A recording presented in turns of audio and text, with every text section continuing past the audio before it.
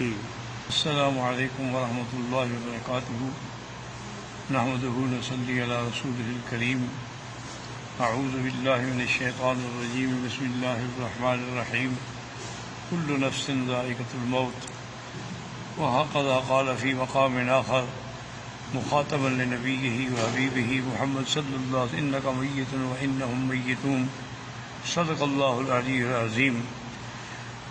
اليوم آج ہمیں پتہ لگا حضرت مولانا ظفر علی خان رحمۃ اللہ علیہ جو ایک عالم بھی تھے، مجاہد بھی تھے، اور اللہ تعالیٰ کے دین کے لیے، اعلاء کلمۃ اللہ کے لیے انتہائی بہادری کے ساتھ سب کا مقابلہ کرتے تھے۔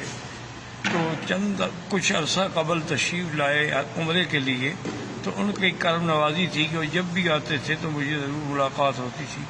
تو میں نے دیکھا ان کی طبیعت پہ بڑا اثر تھا، تو انہوں نے فرمایا کہ مجھے دمے کی تکلیف ہے، اور وہ آکسیجن بھی ساتھ تھا اور دوائیں بھی اور انہیلر بھی اور انجیکشن بھی، لیکن انہوں نے فرمایا کوئی فائدہ نہیں ہو رہا، اور سب سے بڑی تکلیف مجھے یہ ہے کہ میں اب نماز نہیں پڑھا سکتا۔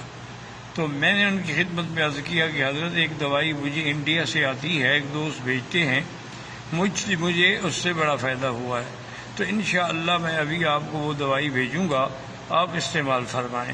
تو بہرحال میں نے ان کو دوائی بھیجی، بڑے خوش ہوئے اور بڑی دعائیں کیں، اور قاری لداد کی معرفت اپنی خوشی کا اظہار فرمایا کہ مجھے الحمدللہ اتنا فائدہ ہو گیا ہے کہ اب میں فجر کی نماز خود پڑھاتا ہوں۔ یہ ان کا ایک امتیاز تھا، ورنہ میں نے دیکھا ہے کہ مدارس میں جو بڑے علماء ہیں، جو محتمم ہیں یا شیخ الحدیث ہیں، وہ نماز نہیں پڑھاتے۔